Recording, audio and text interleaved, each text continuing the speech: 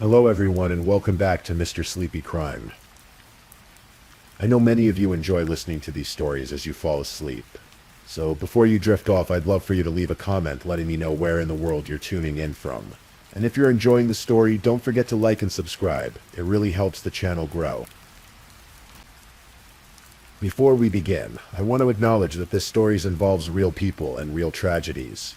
We tell these stories not for entertainment, but to remember the victims and perhaps help others recognize the warning signs that could prevent similar tragedies. For the best experience, feel free to lower the volume a little, just enough to let the story gently carry you off to sleep. Alright, please get comfortable, dim the lights, and let's dive into tonight's first story. Tonight we share the story of Audrona Barnes, a young woman whose life was filled with promise and ambition. This is a story about hope, betrayal, and a family's relentless search for answers. As we settle in, we'll explore what happened during the summer of 2021 in Cleveland, Ohio. On July 30th, 2021, the summer air hung heavy over the suburbs of Warrensville Heights, Ohio. It was an ordinary Friday afternoon, the kind where families made plans for the weekend and young people dreamed about their futures. 19-year-old Audrona Barnes was one of those dreamers. She had her whole life ahead of her, and she knew exactly what she wanted to do with it. Audrona had set her sights on joining the United States Army. It was a path that would give her purpose, structure, and the chance to serve something greater than herself. That Friday afternoon, Audrona had an important appointment. Army recruiters arrived to pick her up, ready to discuss her future in the military. The meeting took place away from her boyfriend's apartment on Warner Road in Cleveland's Broadway Slavic Village neighborhood, where she had been staying. The recruiters picked her up from that address, spent time with her discussing opportunities and requirements, and then brought her back to the same location later that day. It seemed like a routine visit, the kind of day that would be just another step toward building the future she imagined. After the recruiters dropped her off, they couldn't say for certain whether Audrona went back inside the apartment or simply walked away from the building. It was a detail that seemed insignificant at the time, but it would become one of the last confirmed sightings of Audrona Barnes alive. Earlier that day, Audrona had spoken with her mother, Aqua Avagnon. Their last conversation happened at 2:30 in the afternoon. It was a normal exchange between mother and daughter. They had made plans together, family plans that everyone was looking forward to. But as the day wore on, something shifted. Later that evening, a text message appeared on the phone of Akio's boyfriend. The message came from Audrona's phone number. It was a simple request, asking for a ride from a gas station. But something about the message felt wrong. The words didn't sound like Audrona. The phrasing was off. Akio would later describe it as a message that didn't seem like it came from her. That text message would be the last communication anyone would receive from Audrona's phone. As Friday evening turned into Saturday morning, Audrona's family began to worry. Her social media accounts, which she normally checked regularly, went completely silent. No posts, no likes, no messages. It was as if she had simply vanished from the digital world. Then her phone was turned off entirely. For a young woman who stayed in regular contact with her family, this silence was deafening. Aqua knew her daughter. She knew their routines and patterns. As she would later explain, Audrona was an adult who came and went as she pleased. But she always stayed in touch. She would let her mother know where she was going, that communication was part of their relationship, part of the trust between them. But now there was nothing but silence. The family reported Audrona missing to the Warrensville Heights Police Department. They provided all the information they had about her last known whereabouts, about the Army recruiter visit, about the strange text message that didn't sound like her. Detective Gregory Curry took on the case. As he began investigating, he retraced Audrona's last known movements. He spoke with the Army recruiters who confirmed they had picked her up from her boyfriend's apartment and returned her to the same location, but they couldn't say what happened after they drove away. Detective Curry noted something peculiar about the text message requesting a ride from a gas station. When he checked the area around Warner Road where Audrona had been staying, he found that there was no gas station on that street. The detail didn't add up. If someone was going to pretend to be Audrona, they hadn't done their homework about the neighborhood. The detective wanted to speak with Audrona's boyfriend. a 39-year-old man named Benny Washington. But when Curry and his partner approached Washington to ask questions, the encounter didn't go as investigators had hoped. Washington became immediately hostile. According to Detective Curry, he blew up on the officers. Washington told them he hated the police and called them names. He refused to answer questions and demanded an attorney. The confrontation happened outside Washington's apartment, and police were never allowed inside. For investigators, this was troubling, but not necessarily unusual. Some people simply don't trust law enforcement. Some people know their rights and exercise them. Without evidence of a crime, there was little more Detective Curry could do in that moment. As the summer weeks passed, the case grew colder. In October of 2021, Detective Curry stated publicly that he had not ruled out foul play in Audrona's disappearance. But without concrete evidence, without witnesses, without a body, the investigation stalled. Audrona's family refused to accept the silence. In November of 2021, they organized a search party. Family members, friends, and volunteers gathered in the Broadway Slavic Village neighborhood, walking the same streets where Audrona was last seen. They knocked on doors, distributed flyers, and asked anyone who might have seen or heard something to come forward. But the neighborhood kept its secrets. Winter came to Cleveland. The case remained unsolved. For Audrona's mother, each day brought the same agonizing questions. Where was her daughter?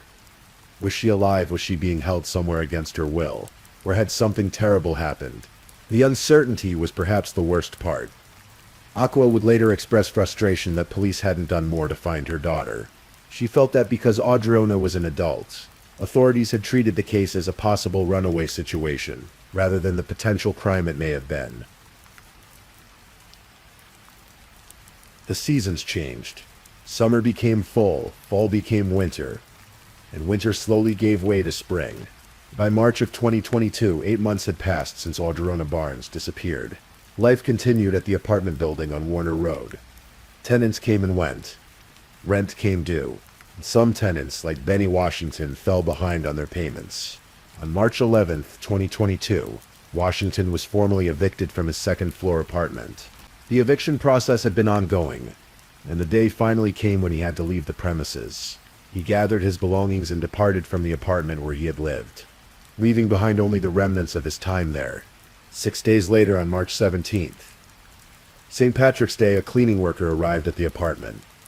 The building management had hired staff to clean the unit and prepare it for the next tenant. It was routine work, the kind of task performed thousands of times across the country every day. The worker entered the apartment and began assessing what needed to be done. They moved through the rooms, taking stock of the work ahead. Then they stepped onto the balcony. On the balcony, they found a pile. Garbage bags, blankets, and clothes had been stacked together. At first, it might have seemed like typical debris left behind by an evicted tenant. But something about the pile felt wrong. As the worker moved closer, the truth became horrifyingly clear. Beneath the pile of blankets and clothes was a body, severely decomposed, wrapped in fabric and hidden in plain sight. The worker immediately called the police. Cleveland police officers responded to the scene, along with homicide detectives. The Cuyahoga County medical examiner was summoned. As investigators carefully removed the layers of fabric and examined the remains, they began the process of identification. The body was that of a young woman, and through dental records and other identifying features, the medical examiner confirmed what investigators had begun to suspect. The remains were those of Audrona Barnes, the young woman who had disappeared the previous July, the woman whose family had searched desperately for answers, had been there all along, just feet away from the apartment where she had last been seen alive. The medical examination revealed the cause of death. Audrona had been shot in the head. Investigators found bullet casings on the balcony near where her body had been hidden. Inside the apartment, they discovered a bullet hole in one of the walls, silent evidence of violence that had occurred within those rooms. The evidence suggested a terrible timeline. Audrona had likely been killed inside the apartment shortly after the Army recruiters dropped her off, on July 30th. Then her body had been moved to the balcony and concealed beneath layers of fabric and household items. For 8 months, through the heat of summer, the chill of autumn, the bitter cold of a Cleveland winter, and into the early days of spring, Audrona's body had remained on that balcony, decomposing, forgotten by the man who lived just inside. Investigators believed that Washington had deliberately placed the body outside to accelerate decomposition. The elements in time would make identification more difficult, destroy evidence, and create distance from the crime itself. On March 19, 2022, 2 days after the discovery of Audrona's remains, Cleveland police attempted to locate and arrest Benny Washington. They found him, but what happened next added another layer to an already disturbing case. When officers approached, Washington fled. He ran from the police and entered another person's home. Then, in a desperate attempt to escape, he jumped out of a window, but there was nowhere left to run. Police apprehended Washington and placed him under arrest. He was charged with aggravated murder and gross abuse of a corpse. As investigators dug deeper into Washington's background, a troubling pattern emerged. This was not a man without a violent past. His criminal record stretched back years and contained multiple felony convictions. In 2010, Washington had shot a woman in the back over a $40 cocaine debt. The woman survived, but Washington was convicted and sentenced to 7 years in prison.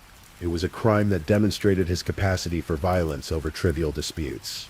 There were other convictions as well: felonious assault, gun possession as a convicted felon, drug possession, vandalism. In June of 2021, just 1 month before Audrona disappeared, Washington had been charged with arson, assault, and aggravated menacing in a separate case. The records painted a picture of a dangerous man, someone who had repeatedly demonstrated violent behavior and disregard for the law. In the weeks leading up to his arrest for Audrona's murder, people had called police about Washington's erratic behavior in public. Something had been unraveling, though whether it was related to the hidden body on his balcony or other pressures in his life remained unclear. Washington was taken to the Cuyahoga County Jail. A judge set his bond at $2 million. He would remain behind bars awaiting trial. On March 22, 2022, family members, friends, and community activists gathered outside the Warrensville Heights Police Department. They came to bring attention to Audrona's case, but they also came with anger and frustration. Akua Abadan, Audrona's mother, stood before the crowd and the cameras. Her grief was raw, and her words cut through the cold spring air. "Where was y'all at when I asked for help?" she cried. It was a question born from months of anguish. From the moment Audrona disappeared, Akua had been pushing for answers. She had reported her daughter missing. She had organized searches. She had pleaded for police to take the case seriously. But she felt that because Audrona was 19 years old, an adult by legal standards, the authorities had treated her disappearance as less urgent. Perhaps she had simply run away. Perhaps she didn't want to be found. These were assumptions that Akua believed had cost precious time. If police had investigated more thoroughly in those early days, if they had been allowed inside Washington's apartment when they first tried to question him, might Audrona have been found sooner? Might there have been a chance to save her? These were questions that would haunt the family. The rally was not just about Audrona. It was about how missing persons cases are handled, particularly when the missing person is a young adult.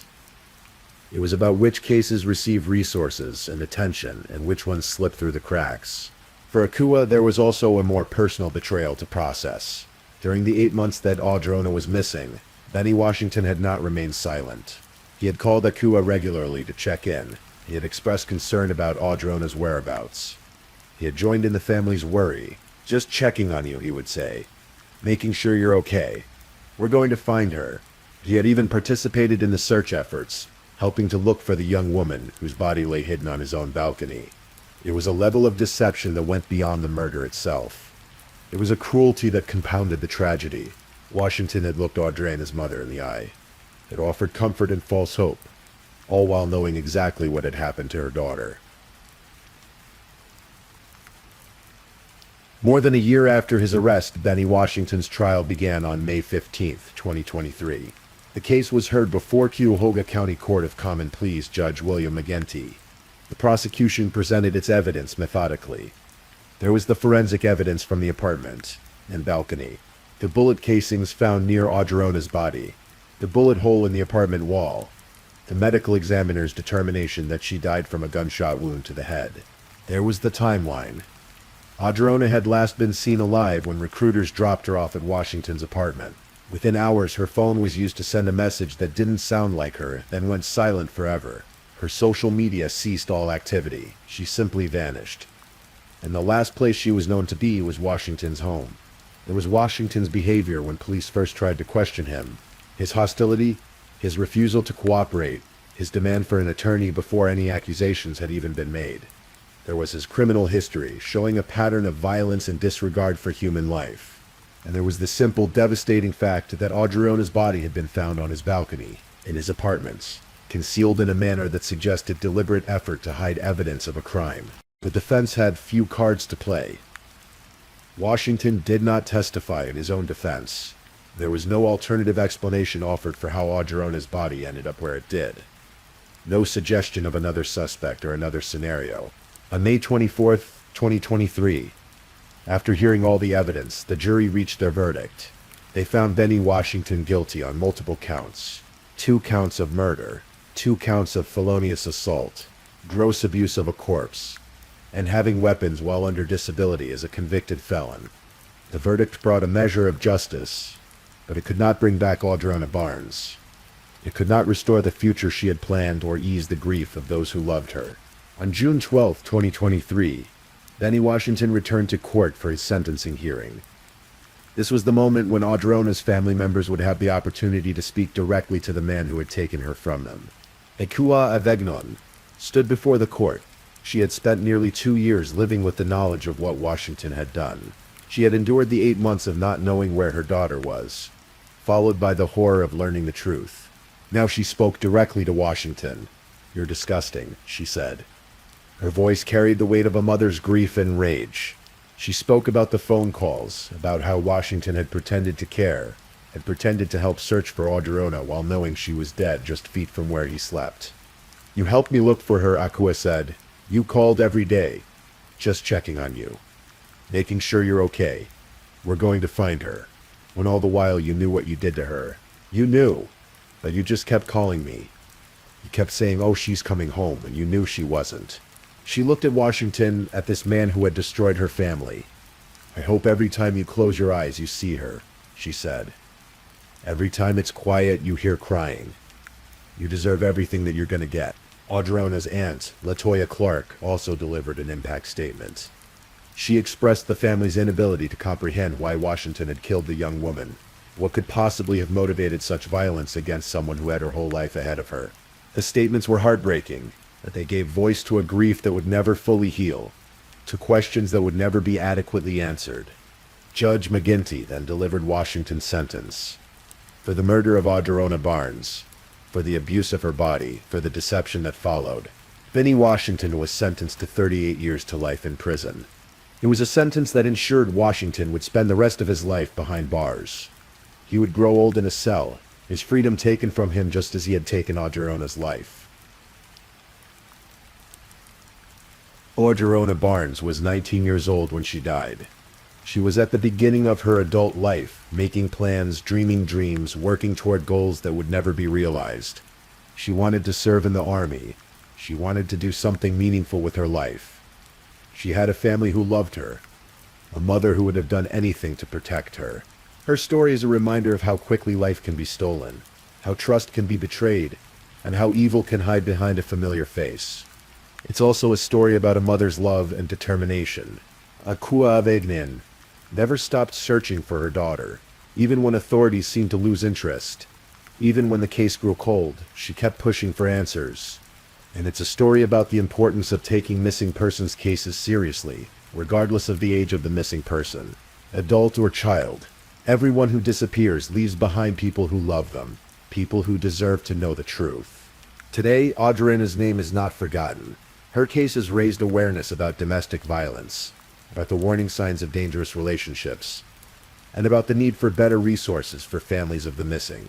Her story continues to be told, not just as a true crime case, but as a memorial to a young woman whose potential was cut tragically short. Rest in peace, Audrona Barnes. Your dreams may have been stolen from you, but your memory lives on in the hearts of those who loved you and in the lessons your story teaches us all. If this is your first time listening to one of our true crime stories, Welcome to Mr. Sleepy Crime, where we explore these cases in a calm and respectful way. I also want to take a moment to appreciate my amazing subscribers who've been rocking with me. Thank you so much for your continued support. If you're still awake and listening, don't forget to drop a comment. Let me know where you're tuning in from and the current time in your corner of the world.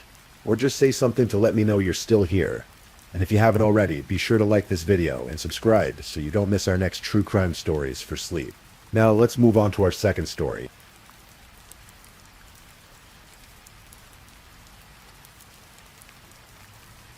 Story 2.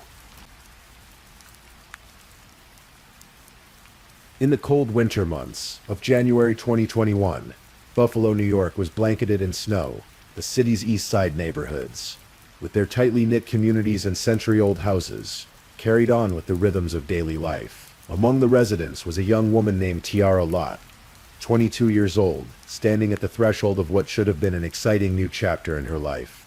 Those who knew Tiara described her as radiant. She had a warmth about her that drew people in, the kind of person who could light up a room simply by entering it. Her cousin Shonderie McCullers would later say that Tiara was ambitious, always working towards something better. Friends remembered her as the life of the party, someone who loved to work and earn her own way, who took pride in her independence. Tiara had recently accomplished something she was particularly proud of. After years of determination, she had earned her GED. It was more than just a certificate to her. It represented perseverance, a stepping stone toward the future she envisioned for herself. And that future was beginning to take shape. In January 2021, Tiara had just secured a new position in the field of information technology. For a young woman looking to build a career, this was exactly the kind of opportunity she'd been working toward. Those close to her could see the excitement in her eyes when she talked about it. Pastor Tim Newkirk of GYC Ministries, who would later become deeply involved in seeking justice for Tiara, said she had the whole world at her disposal. She had dreams, aspirations, places she wanted to see and things she wanted to accomplish. But Tiara would never start that IT job. She would never get to see where that path might lead her. Because on the evening of January 29th, 2021, something happened that would cut her story tragically short. To understand what happened to Tiara Lott, we need to understand the relationship that would ultimately end her life. Tiara had been spending considerable time with a 27-year-old man named Andre Wickham, known to some by the nickname Dro. Andre had become Tiara's boyfriend. On the surface, perhaps the relationship seemed normal to casual observers. But those closest to Tiara, her family and friends who loved her, had begun to notice warning signs that filled them with growing unease. It's a familiar pattern, one that plays out too often. The people who love someone begin to see changes. Small things at first that gradually accumulate into a larger picture of concern. Tiara's loved ones were worried. They could sense that something wasn't right in this relationship, that there was something troubling beneath the surface. Their concerns weren't baseless. They were rooted in observations, in the things they could see happening to Tiara, in changes in her demeanor and appearance that troubled them deeply. The relationship was centered around a house on Gold Street in Buffalo's Lovejoy neighborhood. The Lovejoy area, historically a working-class section of the city, was where many of the events of late January 2021 would unfold. It was to this address on Gold Street that Tiara would go to spend time with Andre. It was at this address that her belongings would later be found. And it was at this address, in an upstairs apartment, where the worst would ultimately occur. January 29th, 2021 began like many other winter days in Buffalo. The city was in the grip of the season's cold, and people moved about their lives, bundled against the chill. For sports fans, there was anticipation in the air. The Buffalo Bills were scheduled to play Kansas City at home, and football was on everyone's mind. But while many in Buffalo were focused on the game, a young woman was in trouble. That evening, Tiara Lott video chatted with one of her friends. It was the kind of casual connection many of us make without thinking. Checking in with someone we care about, seeing their face on a screen. But what this friend saw during that video call alarmed her immediately. Tiara's face was bruised. The injuries were visible through the camera, unmistakable signs that something violent had occurred. The friend could see that Tiara was hurt. According to her mother, Patricia Davis, Tiara was sore during this call. She was clearly in distress. though she may have been trying to hide the full extent of what was happening. The friend, recognizing the danger, asked Tiara for her location. She wanted to send an Uber to pick Tiara up, to get her away from wherever she was, from whatever situation she was in. It was the kind of quick thinking that might have saved a life. The instinct of a friend who recognized that something was desperately wrong and wanted to help.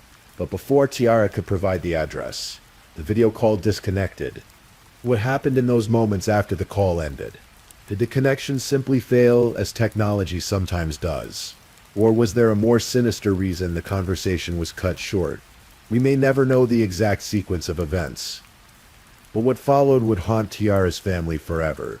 Approximately 10 minutes after that video call ended, Tiara sent out a text message to several of her loved ones. The message was brief, but its meaning was unmistakable. It was the kind of message no one ever wants to receive. "God forbid, if anything happens to me, that I love y'all, and tell everybody," read those words again. Consider their weight. This was a young woman who knew she was in danger. A woman who, in what may have been her final moments of freedom to communicate, chose to send a message of love to her family. It's the kind of message that speaks to both love and terror, to the horrible awareness that something terrible might be about to happen. Her mother, Patricia Davis, would later recount these details to local news reporters. Imagine receiving that text message. Imagine being Tiara's friend, knowing you'd just seen her bruised face on that video call, knowing you'd asked for her location to help her, and then receiving or hearing about this message. For Tiara's family, this text message was the beginning of a nightmare. When Tiara didn't come home that night, her family knew immediately that something was wrong. This wasn't a young woman who simply disappeared without explanation. The text message she'd sent, combined with the bruises her friend had seen on the video call, painted a picture that filled them with dread. Her family reported her missing. January 29th was the last time Tiara Lott was seen alive. She had been at the house on Gold Street, the same address associated with Andre Wiggum. Her family knew this was the last place she'd been. Desperate for answers and clinging to hope, Tiara's family began their own search. They went to the Gold Street house, the place they believed she'd last been seen. What they found there only deepened their anguish and confirmed their worst fears. Inside the house, they discovered some of Tiara's belongings. They found her clothes, items she would never have left behind willingly. They found her boots, the kind of practical footwear anyone in Buffalo needs during winter. These weren't things someone would abandon if they were leaving of their own accord. 4 days after Tiara disappeared, her family returned to the Gold Street house. On the second visit, they made another discovery that struck them like a physical blow. They found Tiara's coat. Inside the coat were her identification cards. Think about that for a moment. In the middle of a Buffalo winter, what does it mean when someone's coat is left behind? When their ID cards, the documents that prove who you are in this world, are abandoned in a house, it means that person didn't leave by choice. It means something prevented them from taking these essential items with them. Patricia Davis, Tiara's mother, would later describe these moments to the media. You can only imagine the desperation, the hope battling against fear, the need to find her daughter warring with the growing certainty that something terrible had happened. The Buffalo Police Department was investigating. They had the report of a missing young woman. They had a concerned family providing them with information. And they had a location where the missing woman had last been seen. They had the name of the person she'd been with, Andre Wiggum. But as the investigation began, there was a significant problem. Andre Wiggum was nowhere to be found. The last person believed to have seen Tiara Lott alive had vanished. He had left Buffalo. For investigators, this pattern, this flight was significant. When someone connected to a missing person suddenly disappears themselves, when they leave town as questions begin to be asked, it raises immediate red flags. Days passed, then a week, then 2 weeks. Tiara's family continued to search, continued to hope, continued to plead with anyone who might have information. They distributed flyers. They talked to media. They refused to let Tiara's disappearance fade into the background noise of daily life. Pastor Tim Newkirk and various community organizations rallied around the family. In Buffalo's tight-knit communities, particularly among black residents who understood too well how easily cases like this could be forgotten, there was a determination to keep Tiara's name in the public consciousness. On social media, people shared her photo and information. Friends and family held vigils. Community activists spoke out. There was a collective recognition that Tiara represented something larger than just one missing woman. As community activist Dominique Calhoun would later say, Tiara represents every young black woman here in the city of Buffalo. Tiara was every last one of us. The search intensified. Family members, friends, and volunteers combed through neighborhoods. They knocked on doors. They asked questions. They followed every lead they could find, no matter how small. And then, on February 13th, 2021, 2 weeks after Tiara disappeared, someone found her. The location was near Wex Avenue in Buffalo's Schiller Park neighborhood, along the railroad tracks that cut through the city's east side. These tracks, like so many urban railways, run through neighborhoods where people live their lives in the shadow of the train's rumbling passage. Someone walking near the tracks that Saturday made a discovery that would confirm the family's worst fears. There, alongside the railroad tracks, was a body. The body of Tiara Lott. Buffalo police were called to the scene. Captain Jeff Ronaldo confirmed to the media that they had found a body. The family was notified by the homicide unit. Patricia Davis received the news that no mother ever wants to hear. Her daughter, her baby, had been found dead. The location itself is significant. Bodies found along railroad tracks suggest an attempt to dispose of evidence, to put distance between a crime scene and the victim. The railroad tracks near Wex Avenue were not where Tiara had disappeared. She had last been seen on Gold Street in the Lovejoy neighborhood. Someone had moved her body from one location to another. The medical examiner would need to conduct an autopsy to officially confirm identification and determine the cause of death. But for Tiara's family, there was no doubt. They knew it was their Tiara. They knew their search was over, but not in the way they had prayed for. For 2 weeks, they had held on to hope. For 2 weeks, they had imagined scenarios where Tiara might still be alive somewhere, might somehow come home. Now those hopes were extinguished. Their daughter, their cousin, their friend was gone. The Buffalo Police Department's homicide unit took over the investigation. This was now officially a murder case. The focus shifted from finding a missing person to finding her killer. And investigators already had a primary suspect in mind. Andre Wiggum, the man who had been Tiara's boyfriend. The last person believed to have seen her alive. The man who had fled Buffalo shortly after her disappearance. As Buffalo police homicide detectives worked the case, they began to piece together what they believed had happened during those late evening hours of January 29th and into the early morning of January 30th. Based on the evidence they gathered, investigators developed a theory about the crime. They believed that Tiara Lott had been strangled to death. The method was brutal and intimate. Strangulation is one of the most personal forms of violence, requiring sustained physical contact and force. It's often categorized as a crime of passion, something done in anger or during domestic violence. Prosecutors would later allege that Andre Wiggum had strangled Tiara with his hands inside the upstairs apartment on Gold Street. This was where Tiara had been during that final video call with her friend, where her face had appeared bruised. This was where she had sent that haunting text message to her family, and this, investigators believed, was where her life had ended. After killing Tiara, the theory went, Wiggum had then disposed of her body along the railroad tracks near Wex Avenue. Then he had fled the city entirely. But proving these allegations would require finding Andre Wiggum, and he had effectively vanished. The Buffalo Police Department initially led the investigation, but as it became clear that Wiggum had left the state, federal authorities became involved. The United States Marshals Service, the agency responsible for tracking fugitives across state lines, joined the hunt. In June 2021, several months after Tiara's body had been found, the U.S. Marshals Service made a public announcement. They were actively seeking Andre Wiggum for questioning in connection with Tiara Lott's death. They identified him as a person of interest, someone they urgently needed to locate. The Marshals Service released a description. Andre Wiggum, also known as Droll, was a black male with brown eyes, approximately 5 feet 9 inches tall, weighing around 210 pounds. He had several tattoos, including one on his neck. Authorities believed he had connections to Ohio and North Carolina, states where he might have fled. There was another crucial detail. Authorities believe Wiggum was armed and dangerous. This wasn't just a person of interest they wanted to question. This was someone who posed a potential threat. Crime Stoppers Western New York got involved, offering a reward for information. Initially, the reward was $2,500. As the case remained unsolved and Wiggum remained at large, the reward increased to $7,500. It was a significant sum, an indication of how seriously law enforcement was taking this case. The community continued to press for justice. Pastor Tim Newkirk became a vocal advocate, organizing vigils and public awareness campaigns. The Community Action Coalition of Western New York formed in part as a response to cases like Tiara's. They distributed flyers in neighborhoods like Schaffer Village, where there were reports that Wiggum had been spotted. Throughout 2021 and into 2022, the search continued. Months turned into a year.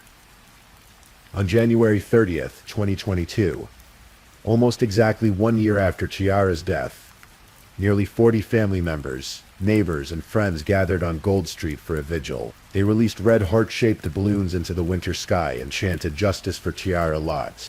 Tiara's uncle, Bishara Lott, spoke about the family's frustration. They had received almost no news about the case in a year. It's just unbelievable that such an incident can take place and there are no repercussions as of yet, he said. The pain in the family was palpable. Patricia Davis, Tiara's mother, continued to speak to media, continued to plead for information. Tiara was loved by so many, and we miss her so much. She told reporters, "If you know anything, please call. I would appreciate it." To her, behind the scenes, law enforcement was working the case relentlessly. Buffalo police homicide detectives logged countless hours.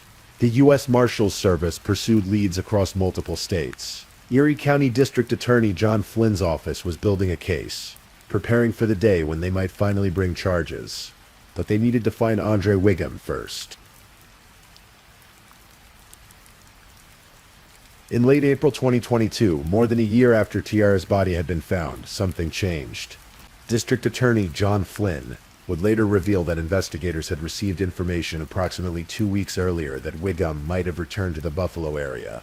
After months of being on the run, after more than a year of evading law enforcement across state lines, the suspect had apparently come back.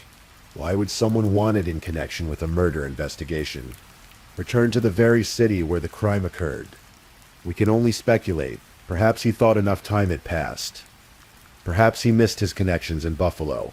Perhaps he believed he could blend back in without being noticed. Or perhaps after all those months of running and hiding, the weight of it all had become unbearable. On the morning of May 2nd, 2022, Andre Wiggum made a decision. He turned himself in to authorities. That afternoon, Wiggum was arraigned in Erie County Court before Judge Susan Egan. The charges were severe. 1 count of murder in the second degree, a Class AI felony that carried a maximum sentence of 25 years to life in prison. The courtroom that day represented a moment many had wondered if they would ever see. District Attorney John Flynn held a press conference alongside Buffalo Mayor Byron Brown and Buffalo police officials. Deputy Police Commissioner Barbara Lark spoke about the relief this brought to Tiara's family, while acknowledging the tragedy that nothing could bring Tiara back. From what we know, she was a phenomenal young lady who did not deserve this. Lark said, "But our detectives, who worked endless hours in this investigation to bring some relief to this family." Flynn detailed the investigation, explaining how the U.S. Marshals had been involved for over a year, how they had been trying to locate Wiggum across multiple states, and how the defendant's decision to turn himself in that morning had finally brought this chapter to a close. Pastor Newkirk was at the arraignment with members of Tiara's family. After so many months of vigils and balloon releases, of distributing flyers and making public pleas, there was finally some movement toward justice. "We never lost hope or faith," Newkirk said. "We were in touch with law enforcement, so it was just a matter of time." Wiggum was remanded without bail. He would remain in custody as the legal process moved forward. The case against Andre Wiggum proceeded through the court system. The prosecution had built their case, accumulating evidence over the year-plus investigation. They were prepared to prove that Wiggum had intentionally caused Tiara Lott's death by strangling her with his hands inside that upstairs apartment on Gold Street. But as is often the case in the criminal justice system, the matter would be resolved not through a trial, but through a plea agreement. In February 2023, nearly 2 years after Tiara's death, Andre Wiggum accepted a plea deal. Instead of going to trial on the second-degree murder charge, which could have resulted in a sentence of 25 years to life, Wiggum pleaded guilty to 1 count of first-degree manslaughter. This is a common development in murder cases. Manslaughter carries a lesser sentence than murder, and pleading guilty eliminates the uncertainty of a trial. For prosecutors, it guarantees a conviction and punishment. For defendants, it often means a more lenient sentence, and avoiding the possibility of an even longer term if convicted at trial. The plea meant that Wiggum admitted his responsibility for Tiara's death, even if the specific legal charge was different than what he'd originally been indicted for. He acknowledged that he had caused her death, that his actions had ended her life. The sentencing was scheduled for several months later.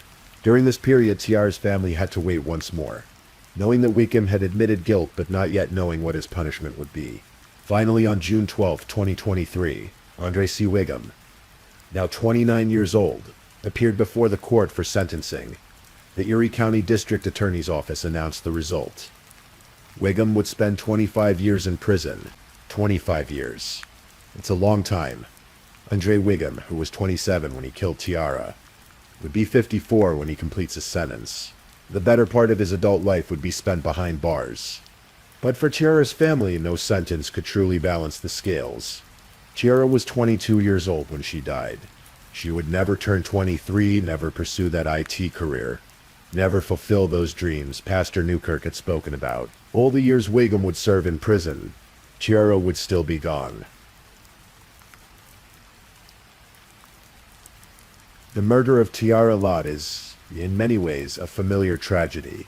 It follows a pattern we see too often in cases of domestic violence, an intimate partner homicide, a young woman in a relationship that concerned her family, visible injuries, a text message that essentially functioned as a goodbye, a body found weeks later, a boyfriend who fled. According to the CDC, homicide is a leading cause of death for women aged 18-44 in the United States, and a significant percentage of those homicides are committed by intimate partners. Strangulation, the method allegedly used to kill Tiara, is particularly associated with intimate partner violence. Studies have shown that when a perpetrator has previously strangled or choked their partner, it dramatically increases the risk of future lethal violence. Tiara's friend, seeing those bruises on the video call, asking for the address to send help, was responding to exactly the kind of warning sign that domestic violence experts tell us to watch for. Her instinct was correct. She recognized danger. She tried to help, but the call disconnected before she could get the location. That final text message, "God forbid, if anything happens to me, that I love y'all and tell everybody," haunts because it shows awareness. Tiara knew she was in danger. She knew something might happen to her. In what may have been her last moments of freedom, she tried to warn her family, to say goodbye, to express love one final time. The community response to Tiara's death reflects something important about how communities of color, particularly black women and girls, mobilize when one of their own goes missing or is killed. There's often a recognition that these cases might not receive the same attention or resources as other cases, and so the community steps up. Pastor Newkirk and the Community Action Coalition of Western New York, the family members who organized vigils and balloon releases, the community activists like Dominique Calhoun who spoke about Tiara representing every young black woman in Buffalo. They all understood that keeping Tiara's name alive, keeping pressure on law enforcement, making noise, refusing to let the case fade away, all of this mattered. And perhaps it did matter. Perhaps those vigils and media appearances and public demands for justice played a role in keeping the case active, in ensuring resources were devoted to finding Wiggum and creating an environment where surrendering became his best option. It took more than a year, but ultimately Andre Wiggum was found, charged, convicted, and sentenced. By the standards of the criminal justice system, this case reached a resolution. Justice, in the legal sense, was served. But what is justice when measured against a life cut short? What is justice for a mother who will never again see her daughter smile, hear her voice, share her accomplishments? What is justice for dreams unfulfilled, for a future that will never be? Tiara Lott should be alive today. She should be working in IT, perhaps advanced in her career by now. She should be 26 years old, living her life, pursuing her ambitions. She should have had the chance to become whoever she was meant to be. Instead, her life ended on a winter night in Buffalo, in an upstairs apartment on Gold Street, at the hands of someone who was supposed to care for her. Her body was left along railroad tracks, like refuse to be discarded. But she was not refuse. She was not nothing. She was Tiara Lott, a young woman who earned her GED and was proud of it. A young woman who had just gotten a job in IT. A woman her pastor described as having the whole world at her disposal. A woman her friends called radiant and ambitious. A woman her cousin said represented every young black woman in Buffalo. Her mother, Patricia Davis, will carry this grief for the rest of her life. Her family will live with an absence that can never be filled. Her friends will remember her, will mark the anniversaries, will think of her when they achieve things she never got to experience. The community in Buffalo won't forget Tiara Lott. Her case became a rallying point, a reminder of the importance of speaking up, of not letting these cases disappear, of demanding justice and accountability. And perhaps somewhere, there's someone in a relationship that's starting to show warning signs.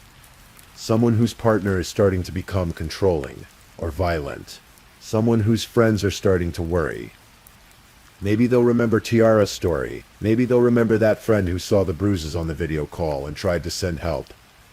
Maybe they'll reach out before it's too late. That's ultimately what we can take from Tiara's tragedy. The warning signs are often there.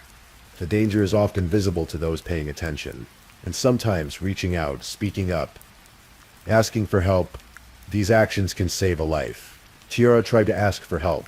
That video call, that plea for an Uber ride away from danger, that final text message. These were all cries for help, but time ran out. The call disconnected. The message came too late. Andre Wickham is in prison now, serving his 25-year sentence. Each day he wakes up behind bars is a day Tiara doesn't wake up at all. Each meal he eats, each breath he takes, is one she doesn't have. In the end, we're left with the simple truth. A young woman with her whole life ahead of her is gone. A family is forever broken. A community mourned and demanded justice. And 25 years in prison can never, will never balance what was taken. Tiara Lott deserved better. She deserved to live. She deserved to see her dreams come true. She deserved to become the person she was working so hard to be. She deserved to be more than a cautionary tale. More than a true crime story. More than a name on a memorial or a balloon released into the winter sky. But since we can't give her back her life, the least we can do is remember her. Remember Tiara Lott. Remember her ambition, her dreams, her radiance. Remember what was taken from her.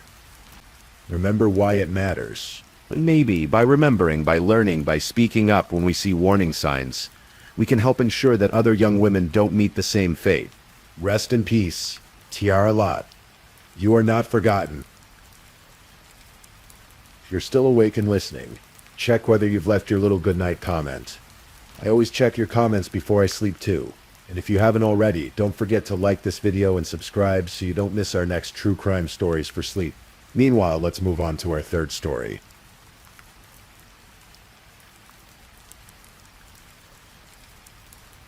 Story 3.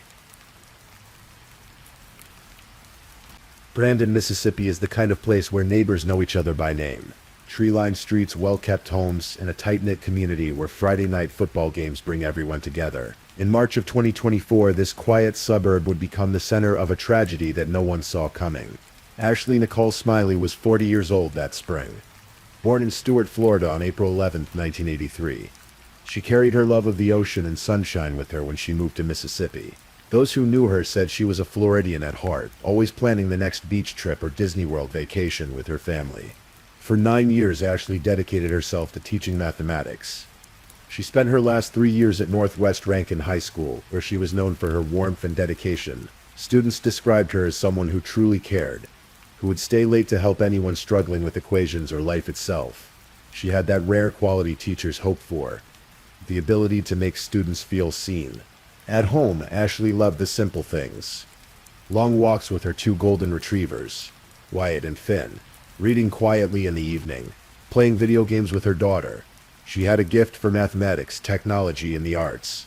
But more than any of that, she loved being a mother. It was what she treasured most in this world. Ashley lived on Ashton Way with her husband Heath Smiley and her 14-year-old daughter Carly Madison Gregg.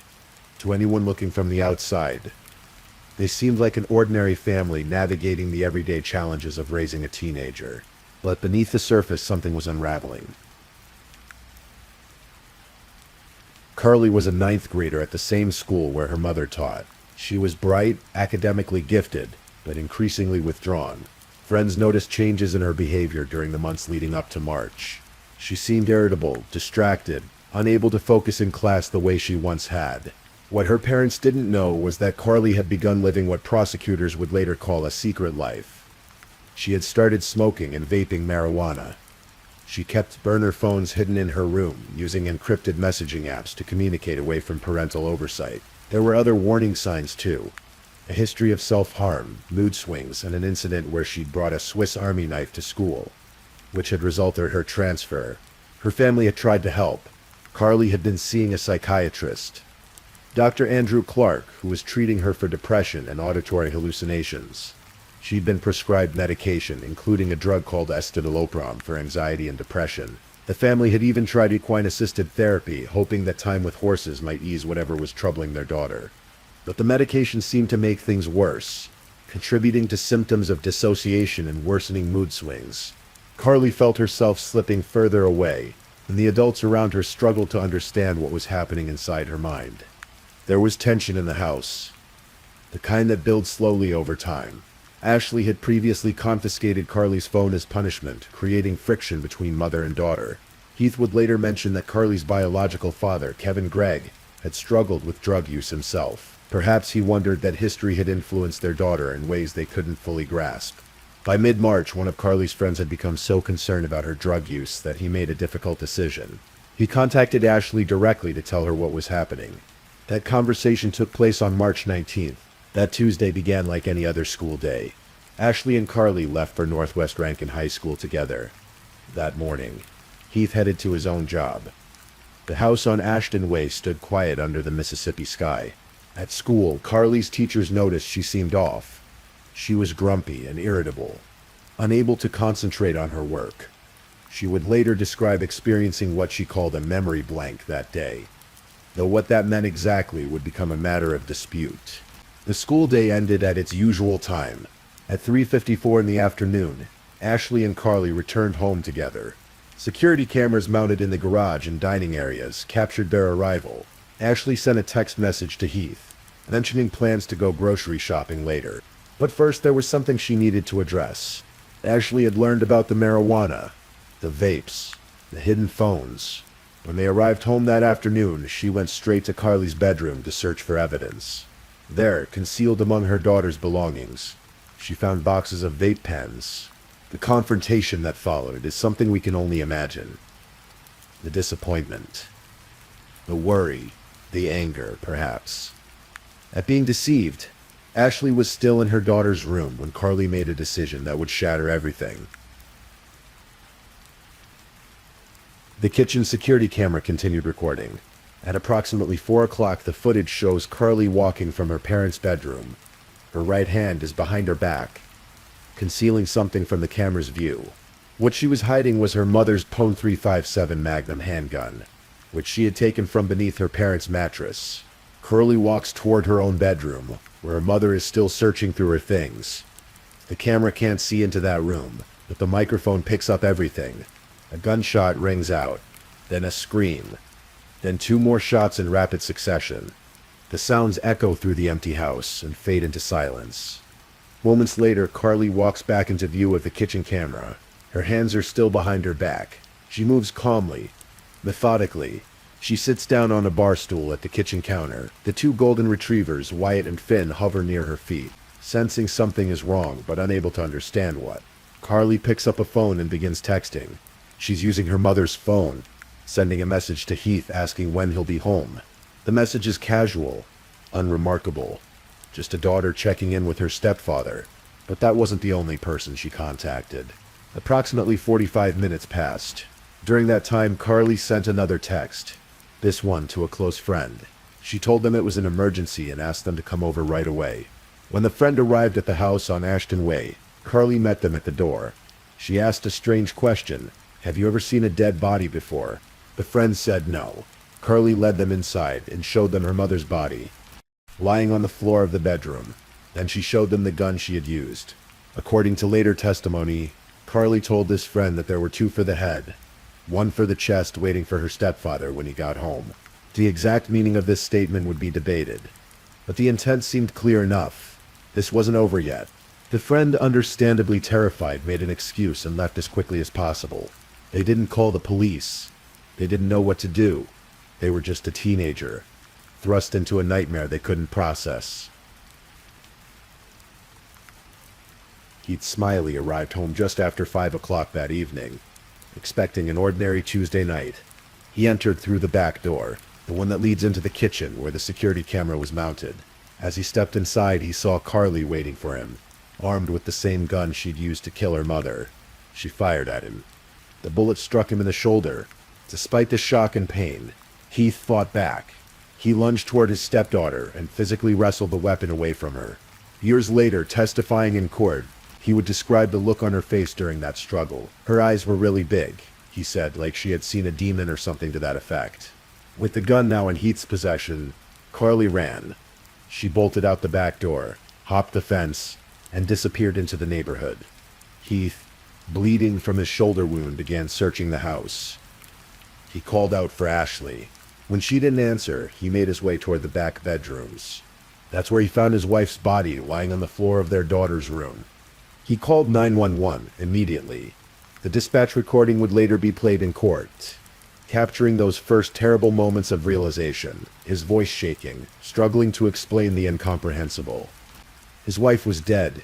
His stepdaughter had shot them both, and she was now running loose somewhere in the neighborhood.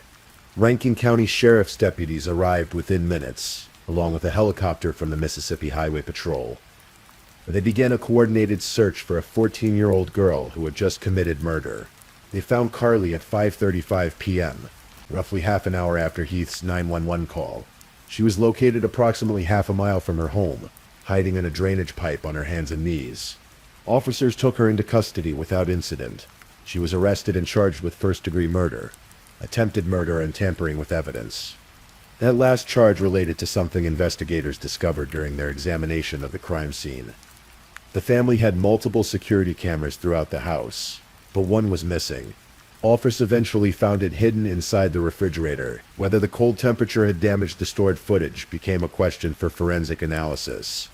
But the act itself suggested a consciousness of guilt, an awareness that what had happened needed to be concealed. As news of the tragedy spread through Brandon and the surrounding communities, shock rippled outward. How could this have happened? How could a 14-year-old girl murder her own mother? The Rankin County School District released a statement acknowledging the loss. Mrs. Smiley dedicated 9 years to education, with her last 3 being at NWRHS. They wrote, "Her presence was deeply valued by both our staff and students." Flowers appeared outside Ashley's classroom door. Colleagues and students left tributes online, remembering her smile, her compassion, the way she made mathematics less intimidating. One teacher wrote about Ashley's dedication to challenging students, how she loved them even more when they struggled. Another described her as someone who radiated the positivity that everyone needed. Meanwhile, the legal system began its work. Carly appeared in juvenile court the day after the shooting, where a judge certified her to be tried as an adult. She was transferred to the Rankin County Adult Detention Center and given a bond of $1 million. She pleaded not guilty to all charges. In May, a grand jury formally indicted her on charges of murder, attempted murder, and tampering with evidence. The trial of Carly Madison Gregg began on September 16, 2024, in Rankin County. By then, Carly was 15 years old. The courtroom was crowded, filled with media, curious onlookers, and family members trying to make sense of what had happened. Carly's defense team had filed a motion to exclude the public and press, arguing that she couldn't receive a fair trial under such scrutiny. Judge Dewey Arthur denied that motion, citing Mississippi precedent supporting media access to trials. The proceedings would be open and public. The prosecution's case was straightforward. They argued that Carly knew exactly what she was doing on March 19th. She was angry about being discovered, angry about the confrontation with her mother, and she made a calculated decision to kill. Prosecutor Catherine White Newman described Carly's secret life to the jury. The marijuana, the burner phones, the behavior that had alarmed her friends. She emphasized the timeline of events, the way Carly calmly retrieved the gun, concealed it from the cameras, and then texted her stepfather to lure him home. The prosecution played the security camera footage for the jury, letting them hear the gunshots, the screams, and the eerie silence that followed. The defense, led by attorney Bridget Todd, took a different approach. "This is not a whodunit case," she told the courtroom. "We know who took action on March 19. This is a why case." The defense built their argument around Carly's mental health. They called Dr. Andrew Clark, her psychiatrist, who testified about her depression and auditory hallucinations. Dr. Clark explained that Carly had been in crisis, that the medication she was taking may have worsened her symptoms, contributing to dissociation and impaired judgment. The defense's strategy was to prove insanity under Mississippi law, which requires showing that a defendant didn't understand the nature of their actions and couldn't distinguish right from wrong at the time of the crime. Dr. Clark stated that Carly had no memory of shooting her mother and stepfather, suggesting a complete break from reality during those critical moments.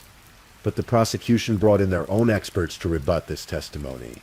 Dr. Jason Pickett, a forensic psychiatrist, examined Carly and reviewed all the evidence. He concluded that she did not meet Mississippi's legal definition of insanity on March 19th.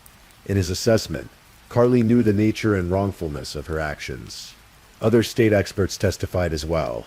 Psychiatric nurse practitioner Olivia Leber, counselor Rebecca Kirk, and forensic psychiatric specialist Dr. Amanda Giuliano. Together, they painted a picture of a teenager who, despite her mental health struggles, understood what she was doing. The prosecution pressed Dr. Clark on cross-examination. Assistant District Attorney Michael Smith asked directly, "You agree that Carly tried to cover up the crime, right?" Dr. Clark had to concede, "Yes." "If you try to cover up a crime," Smith continued, "doesn't that show awareness that what you did was wrong?" This became the central question for the jury to answer. The defense wasn't denying that Carly pulled the trigger. They were arguing that her mind was so fractured, so detached from reality, that she couldn't be held fully responsible. But the evidence of concealment told a different story. The hidden security camera, the text from her mother's phone, the way she calmly sat at the kitchen counter after the shooting, planning her next move. The 45 minutes she spent waiting for Heath, during which she invited a friend over to see what she'd done. These actions suggested a consciousness of guilt, an awareness of wrongdoing. Heath Smiley took the stand on the second day of trial. The courtroom was packed. This was the moment everyone had been waiting for. The stepfather who'd survived, who'd fought off his stepdaughter and wrestled the gun away, who discovered his wife's body and made that desperate 911 call. Heath described arriving home that Tuesday evening, entering through the back door, seeing Carly with the gun. He described the struggle, the look in her eyes that haunted him still. The 911 call was played for the jury, Heath's voice shaking with shock and grief, trying to communicate the impossible to the dispatcher. Carly sat at the defense table, and according to reports, she began sobbing uncontrollably as her stepfather's recorded voice filled the courtroom. 2 juvenile witnesses also testified, though media coverage of their testimony was limited because they were minors. They provided additional context about Carly's behavior after the shooting, filling in details about her state of mind. Throughout the trial, body cam footage from responding officers was shown. The jury saw the house on Ashton Way, the scene where Ashley died, the places where Carly had walked carrying her mother's gun. Before the trial began, the prosecution had offered Carly a plea deal, 40 years in prison for the murder charge. With the attempted murder and evidence tampering charges dropped, Judge Arthur made sure Carly understood what she was giving up by rejecting this offer. But Carly and her attorneys decided to roll the dice, to pursue the insanity defense and hope for a more lenient outcome. On September 20th, 2024, after a 5-day trial, the jury retired to deliberate. They returned after 2 hours. Carly Madison Gregg was found guilty on all counts. First-degree murder of Ashley Smiley, attempted murder of Heath Smiley, and tampering with evidence. The judge then sent the jury back out to deliberate on sentencing. They returned after about an hour with their recommendation. Assistant District Attorney Michael Smith addressed the court during the sentencing phase. He argued for life in prison without parole. This was an extremely difficult case, he later told reporters. In a case like this, there are no winners. But Smith emphasized that despite her age, despite her mental health struggles, Carly had proven herself dangerous. What's to say it won't happen again? He asked the jury. He argued that someone capable of such calculated violence at 14 should never be released back into society, never be allowed to walk through shopping malls or theaters or schools again. The defense begged for leniency. Attorney Kevin Kemp urged the jury to let the judge make the sentencing decision rather than recommending life without parole. He argued that Carly could rehabilitate, that she could come out of this at some point, and that locking her away forever would only compound the tragedy for everyone involved. The jury was unmoved. They recommended life in prison without the possibility of parole for the murder and attempted murder charges, plus 10 years for tampering with evidence. Judge Dewey Arthur accepted this recommendation and imposed the sentence. Carly Madison Gregg, 15 years old, would spend the rest of her life behind bars. As of the fall of 2024, Carly is imprisoned in the Youthful Offender Unit of the Central Mississippi Correctional Facility in Rankin County. She's not eligible for parole, meaning unless her conviction is overturned on appeal, she will die in prison. Her defense team has filed motions for a new trial and to set aside the verdict. Attorney Bridget Todd revealed that new evidence had emerged. An unaired portion of an interview with Carly's biological father, Kevin Gregg, in which he mentioned that Carly had heard voices even as a young girl, before her more recent psychiatric treatment. Todd has been vocal about her belief that the justice system failed her client. In interviews after the sentencing, she said, Carly has no memory of March 19 after she took the dogs outside until she's on her hands and knees crawling through the drainage pipe. She maintains that Carly is not a danger to society, that severe mental illness drove her actions, and that trying a 14-year-old as an adult in such circumstances is fundamentally unjust. As Heath said, Todd told reporters, Ashley Smiley would be rolling over in her grave if she knew that Carly was convicted as an adult and is spending the rest of her life in jail. It's a statement that captures the impossible tragedy at the heart of this case. What would Ashley have wanted for her daughter? Would she have sought vengeance or mercy? Would she have believed in punishment or rehabilitation? We'll never know, because Ashley Smiley died on her daughter's bedroom floor, and she can't speak for herself anymore. The murder of Ashley Smiley defies easy answers. It's a story about mental illness, about adolescence, about the hidden struggles that can exist behind closed doors, even in the most ordinary seeming families. It's about the limitations of the help we offer to struggling teenagers, about the medications we prescribe without fully understanding their effects, about the ways young minds can fracture under pressures both internal and external. It's about the moment when intervention comes too late, when the warning signs we missed suddenly arrange themselves into a terrible pattern that can't be undone. Brandon, Mississippi had to reckon with the fact that one of their own, a beloved teacher, was killed by her own daughter in a house on a quiet street where nothing bad was supposed to happen. The community that came together for Friday night football games now came together to mourn, to process, to ask how this could have been prevented. There are no satisfying answers. Ashley Smiley's obituary described her as someone who loved being a mother more than anything. She had already lost one daughter, Natalie Gregg, before Carly was born. Now she's gone too. And Carly, the child Ashley devoted herself to, will spend her life in prison for taking her mother's life. Heath Smiley survived his wounds, but lost his wife and effectively lost his stepdaughter as well. He testified against her in court, fulfilling his duty to seek justice. But one wonders what that means for him now. Does he visit Carly in prison? Do they speak? Can there be any path toward reconciliation after something like this? The students Ashley taught will remember her warmth, her patience, her ability to make mathematics feel less daunting. They'll remember flowers left outside her classroom door, and the strange hollow feeling of a semester that continued without her. And somewhere in a correctional facility in Rankin County, a teenager who can't vote, can't drink, can't rent a car, serves a life sentence for murder. She'll grow older there. She'll turn 20, 30, 40. She'll outlive her mother's age. She'll become an adult in a place designed for people who society has decided can never be trusted to walk free again. Was this justice, or was this a failure of every system meant to protect children, help families, and prevent tragedies before they happen? Perhaps it was both. The house on Ashton Way still stands in Brandon, Mississippi. The security cameras that captured those terrible moments have been removed. The Smiley family photos, the video games Ashley and Carly played together, the paths where they walked Wyatt and Finn. All of it is gone now, scattered to wherever the remnants of tragedy go when a family ceases to exist. What remains is memory, and questions and a community still trying to understand. Ashley Smiley was born in Stuart, Florida on April 11, 1983. She loved the beach, loved Disney World, loved teaching mathematics to teenagers who needed someone patient enough to explain things one more time. She died on March 19, 2024, at the age of 40, in her daughter's bedroom, shot 3 times with her own gun. Her daughter, Carly Madison Gregg, was 15 years old when she was sentenced to life in prison without parole. There are no winners in this story. There is only loss and the slow, painful work of trying to find meaning in something that resists meaning at every turn. Sleep well tonight, and may the weight of such stories remind us to notice the struggles of those around us, to offer help before it's too late, to recognize that beneath the surface of ordinary lives, extraordinary pain can be hiding, waiting for the moment when everything breaks. Please, I'm just putting it out there. If you're still awake and listening, drop a comment. Let me know where you're tuning in from, the time in your part of the world, or just say something to let me know you're still with me. And of course, if you haven't already, like this video and subscribe so you don't miss the next true crime story for sleep. Now, let's move on to our 4th story.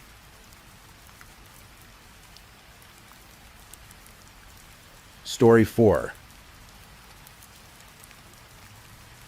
On the night of May 8, 2021, in the quiet suburb of Durbin Crossing, Florida, the air was warm and still.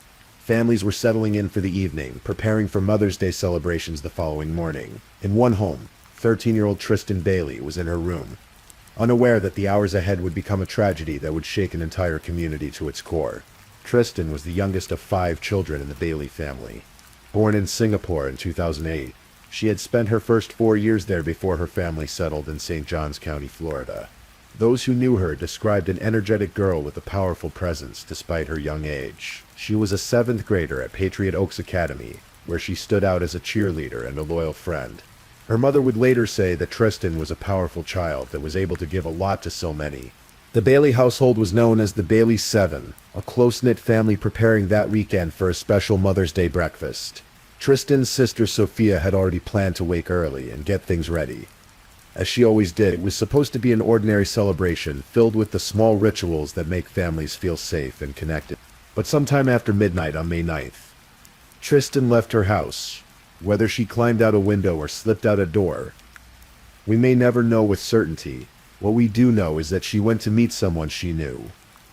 A 14-year-old classmate named Aiden Fucci, who also lived in the neighborhood. Aiden was a student at the same school, though he and Tristan didn't run in the same social circles. To many, he seemed like any other teenager navigating the challenges of middle school. But beneath the surface, something darker had been growing. His friends would later tell investigators that Aiden talked constantly about death and killing. He drew disturbing pictures of mutilated bodies. He spoke about wanting to slit someone's throat, saying it would be satisfying. One friend recalled that Aiden had been specific about his fantasies. He talked about walking at night, finding a random person, dragging them into the woods, and stabbing them. He told his girlfriend that it would happen soon, within the month. But teenagers say dark things sometimes, don't they? His friends didn't truly believe he would act on these thoughts. After all, you don't really take things like that seriously coming from someone your age. That Saturday night, Aiden had reached out to multiple girls, asking them to meet up with him. One girl's mother said no, and when the girl relayed this to Aiden, he became mean, calling her derogatory names. Years later, that girl would realize she had narrowly escaped a terrible fate. She would tell investigators, "That could be me. I could be dead right now." Tristan told one friend she was going to hang out with Aiden that Friday, but she didn't want the friend to come along. She said she had a bad feeling about it. That intuition, that small warning signal we sometimes feel, but ignore, turned out to be tragically accurate. At approximately 1:14 in the morning on May 9th, a surveillance camera at one of Durbin Crossing's community centers captured 2 figures walking together, heading north. The footage was grainy, but investigators would later confirm these were Tristan Bailey and Aiden Fucci. Half an hour later, at 1:45 a.m., a neighbor's security camera recorded the same pair walking along Saddlestone Drive, still together. What happened in the woods during those dark hours remains known only to one living person, but the evidence would later tell a story of unimaginable violence and a young girl fighting desperately for her life. At 3:27 in the morning, a surveillance camera captured a lone figure running back along the same street, this time heading in the opposite direction. The person was carrying shoes in their hands. It was Aiden Fucci alone.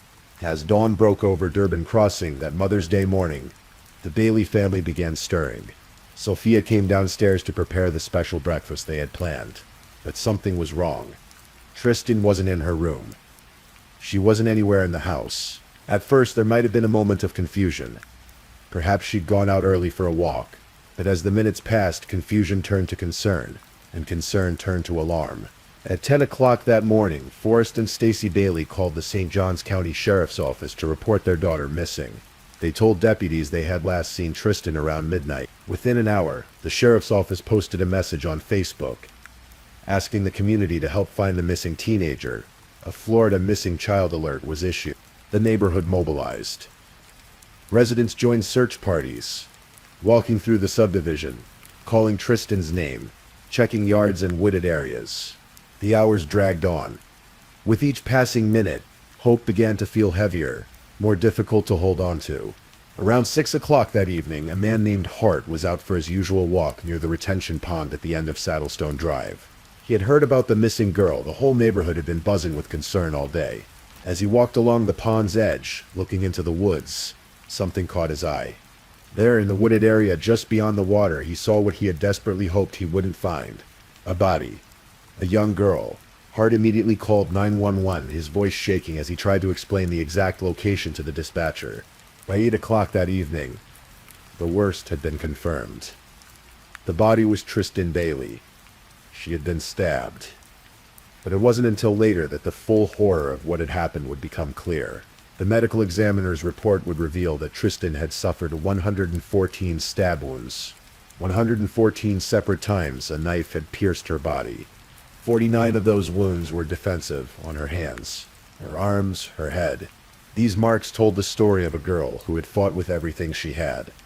She had fought to live. She had raised her hands to protect herself. She had struggled against her attacker even as the blade kept coming. Again and again.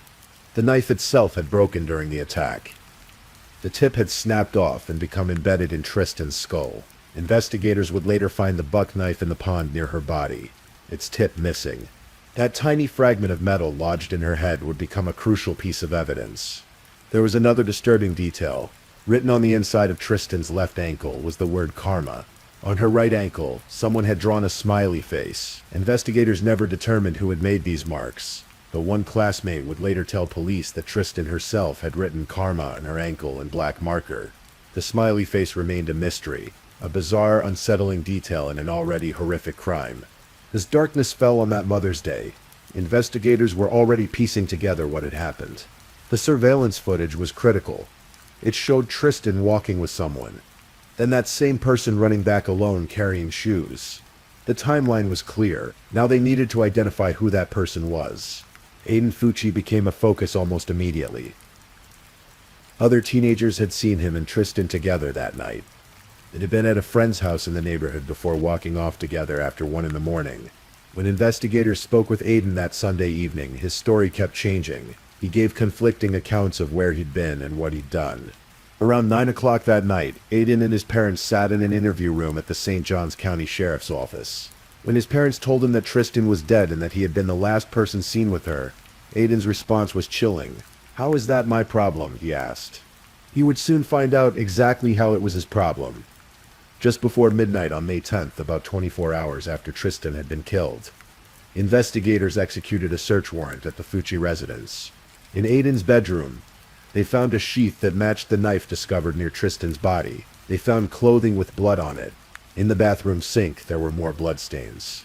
Forensic testing would later confirm that Tristan's DNA was on the knife, on Aiden's shoes, and on a t-shirt found in his bedroom. Aiden's DNA was found on Tristan's body. The physical evidence was overwhelming. At 3:30 in the morning, Aiden Fucci was arrested and charged with second-degree murder. He was 14 years old. But the investigation was far from over. Detectives uncovered more disturbing details. At some point during that chaotic day, while sitting in the back of a police patrol car, Aiden had taken a selfie and posted it to Snapchat with the caption, "Hey guys, has anybody seen Tristan lately?" The spelling was careless. The tone was mocking.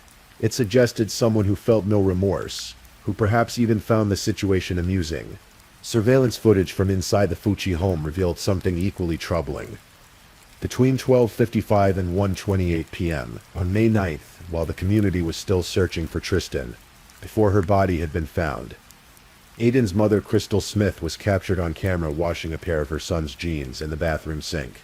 Forensic testing of the drain would reveal traces of Tristan's blood. Crystal Smith was arrested on June 10, 2021, and charged with tampering with evidence. According to investigators, when she had been in the interrogation room with her son, she had advised him to find his story and stick with it. She had tried to convince him that he'd been wearing khakis the night of the murder, not the blood-stained blue jeans that would become evidence. On May 27, 2021, just over 2 weeks after Tristan's murder, a grand jury indicted Aiden Fucci on a charge of first-degree murder. The decision was made to try him as an adult, despite his age. State Attorney R.J. Lariza held a press conference to explain the decision. He talked about the sheer number of stab wounds, which demonstrated prolonged, deliberate violence. He mentioned that Aiden had told multiple witnesses he wanted to kill someone by taking them into the woods and stabbing them, exactly what had happened to Tristan. To say that it was horrific could arguably be made as an understatement, Lariza said. He also directed a message to parents. "I hope that parents will learn something from this vicious and brutal murder, and that is you need to know what your kids are doing and what they're saying." The community of St. Johns County was shattered.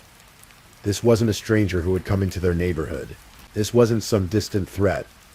This was one of their own children, someone who had walked the same halls, attended the same school, lived on the same streets. Parents struggled with how to explain such a thing to their younger children. How do you help a child understand that someone their age, someone they might have known, could do something so terrible? One resident called it a wake-up call, saying, "I can't believe it happened here, but at the same time, of course it happened here. It can happen anywhere." That realization that evil doesn't announce itself, that it can exist in places that feel safe, was perhaps the hardest truth to accept. For Aiden Fucci, the months after his arrest were marked by continued troubling behavior. Housed at the Duval County Jail while awaiting trial, he was involved in multiple physical altercations. He extorted other teenage inmates for their commissary items, threatening to stab them if they didn't comply. He threatened to kill corrections officers and their families. On one occasion, he had to be pepper sprayed to be restrained. Another inmate reported that Aiden had bragged he would stab a bitch face to face rather than just shoot someone like others there had done. These incidents painted a picture of someone who had not been changed by his circumstances, who showed no remorse, who remained violent and threatening even after being locked up.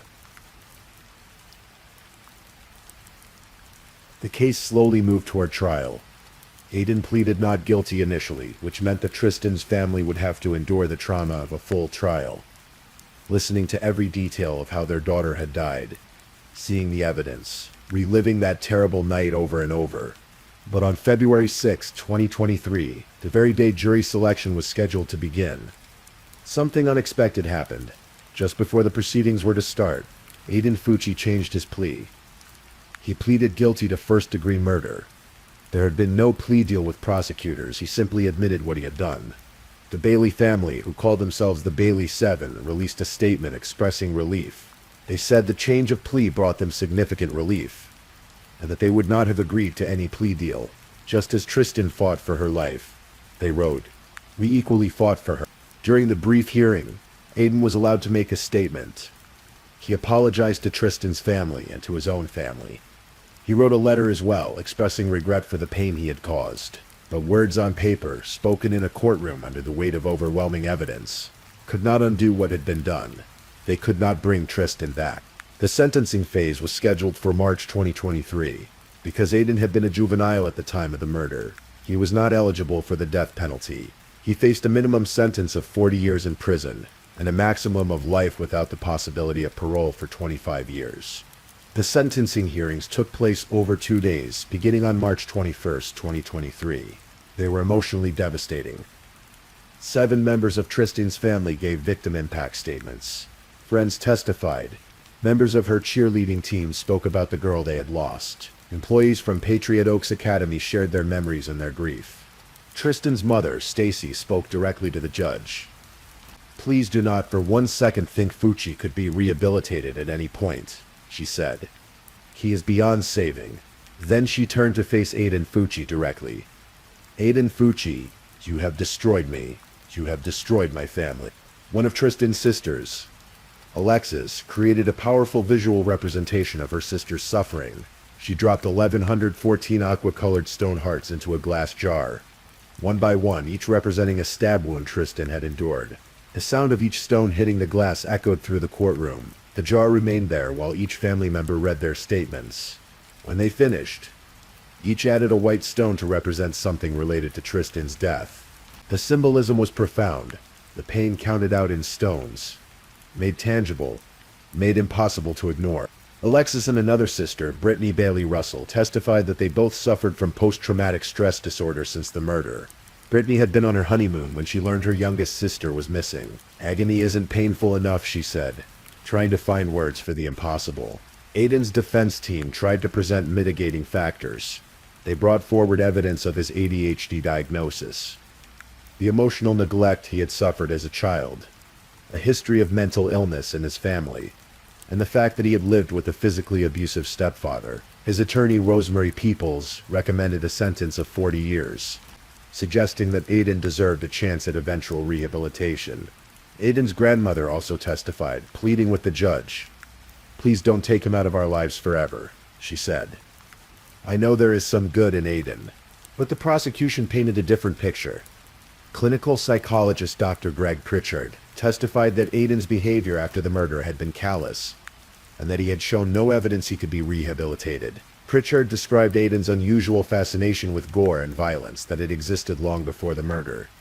He shared chilling details from an interview with Aiden's former girlfriend, who had told investigators about the specific detailed way Aiden had described wanting to kill someone.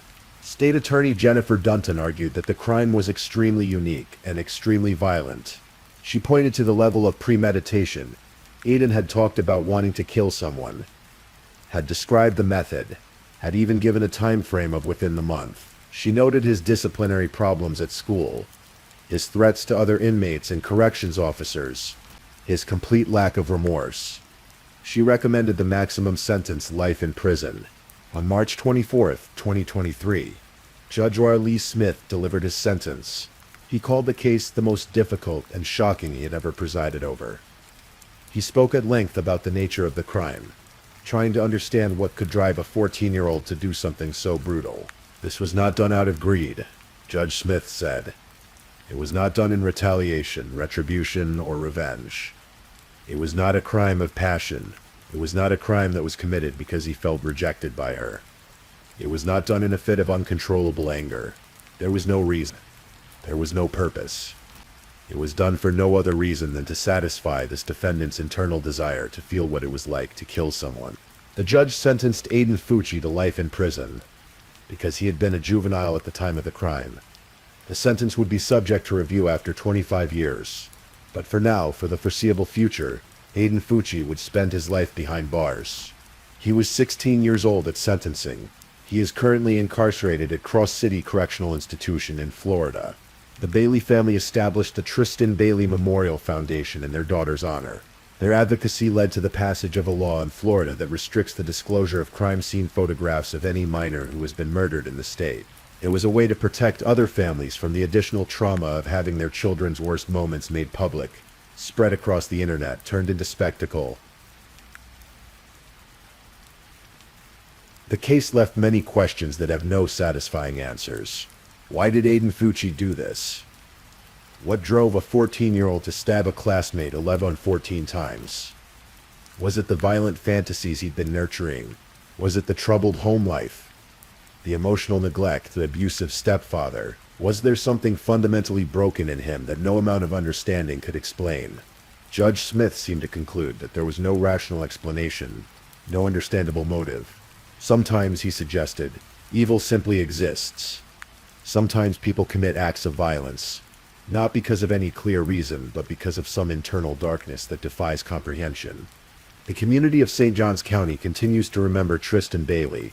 They remember her energy, her loyalty to her friends, her presence on the cheerleading squad. They remember the girl she was, not just the victim she became. They hold vigils on the anniversary of her death. They wear aqua, her favorite color, in her honor. But they also remember the lesson that her death taught them. That safety is fragile. That evil can live next door.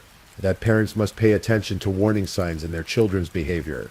Aiden's friends had heard him talk about killing. They'd seen his disturbing drawing, but no one truly believed he would act on these fantasies. Perhaps that's the hardest lesson of all, that we must take seriously the dark things that young people sometimes say, even when we desperately want to believe they don't mean them. On the night of May 8th, 2021, Tristan Bailey was a 13-year-old girl with her whole life ahead of her. She had no way of knowing that the person she agreed to meet, someone she knew from school, someone who lived in her neighborhood, would become the person who ended her life. She fought back. The defensive wounds proved that she tried to survive. But against 14 stab wounds, against such relentless violence, she had no chance. Mother's Day 2021 became a day of unspeakable grief for the Bailey family. Instead of celebration, every Mother's Day since carries that weight. Every holiday, every milestone that Tristan should have reached. Her high school graduation, her first job, perhaps someday, a family of her own, exists now only as an absence, a reminder of what was stolen. Aiden Fucci's mother, Crystal Smith, eventually faced her own legal consequences for tampering with evidence.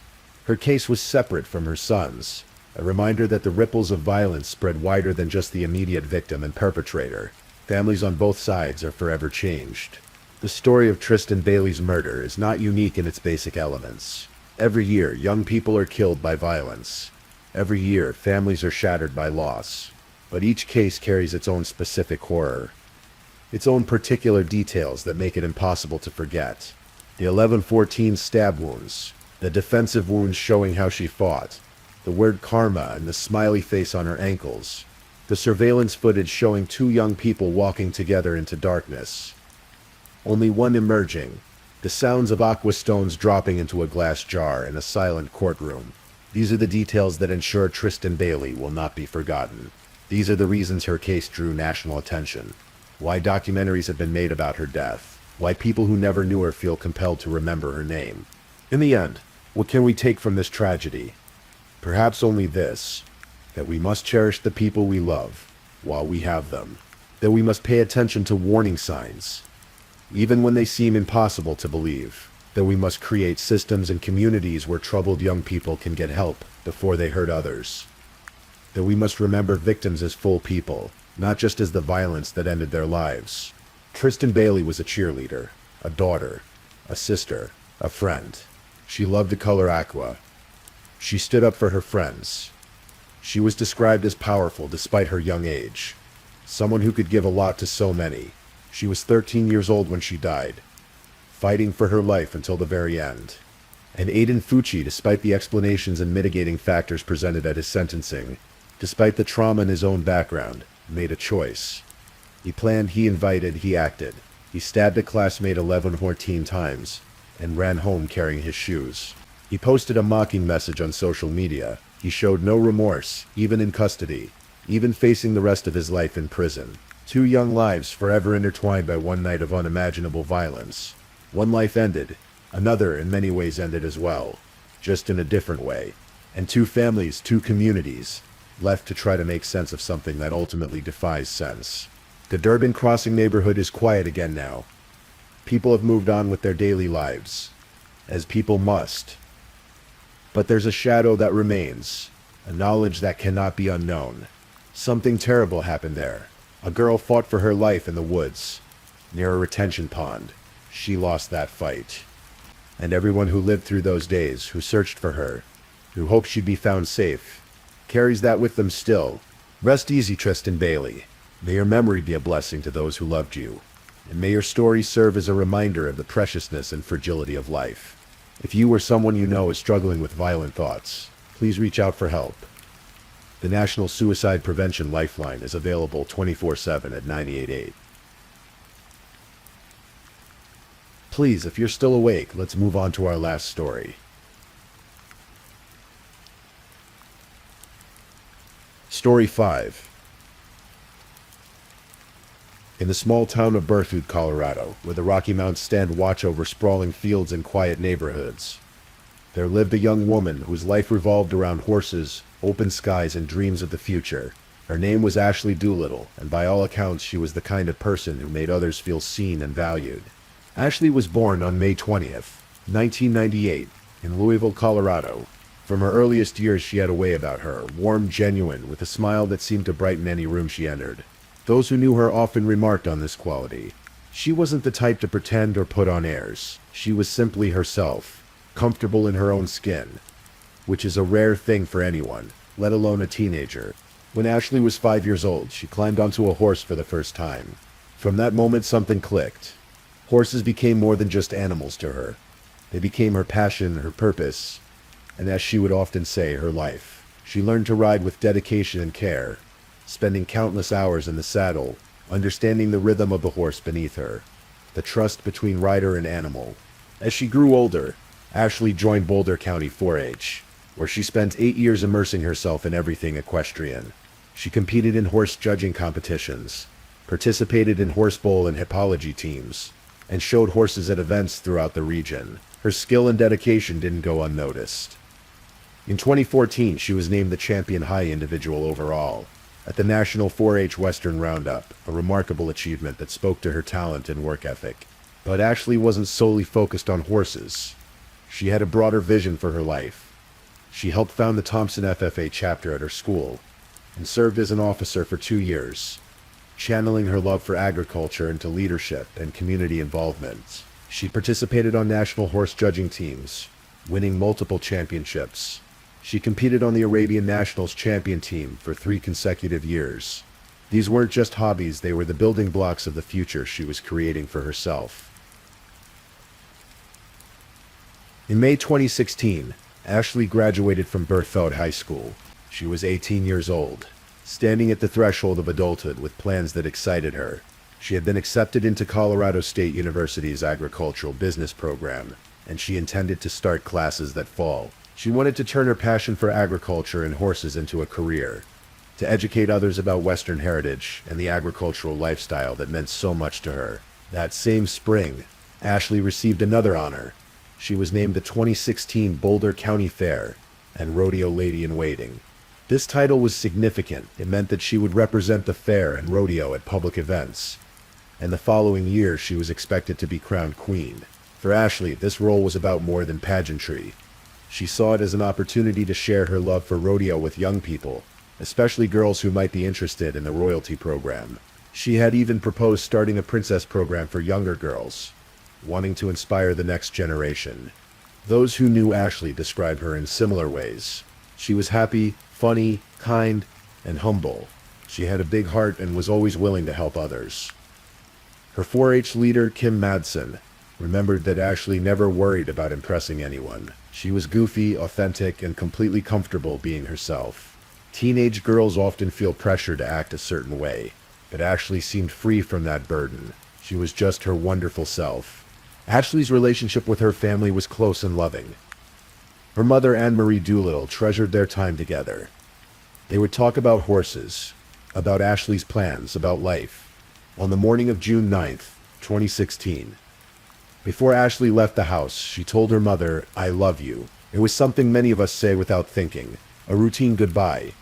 Neither of them could have known it would be the last conversation they would ever have.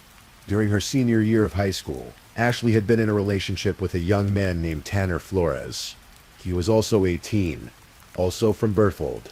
Like many teenage relationships, theirs had its ups and downs. But as time went on, those around them began to notice concerning patterns. Friends would later recall that Ashley and Tanner had been fighting frequently in the weeks before June 9th. The relationship had become strained, unhealthy. Ashley made the difficult decision to end things. She broke up with Tanner, choosing to distance herself from a relationship that no longer felt right. For Ashley, this was about moving forward, about prioritizing her own well-being and her future. She wanted to remain friends if possible, but she was clear that their romantic relationship was over. Tanner, however, struggled to accept this reality. In the days following the breakup, he sent Ashley numerous text messages. Digital forensic specialists would later examine these exchanges. The messages revealed a young man who was hurt, angry, and unable to let go. He accused Ashley of cheating on him, though she had not. He expressed regret about money he'd spent on her.